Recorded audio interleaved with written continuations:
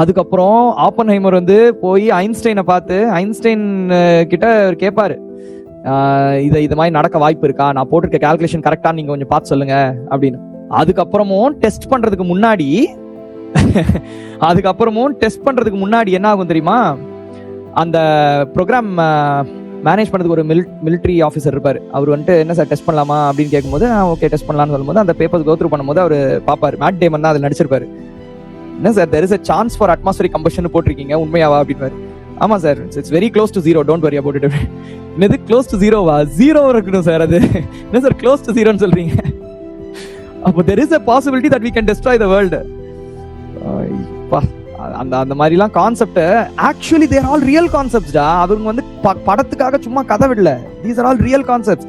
They risked the world to stop the war. என்ன பண்றது மனுஷங்க அந்த மாதிரி. So that's how it is. Oppenheimer பாருங்கடா, செம்ம படம்டா அது.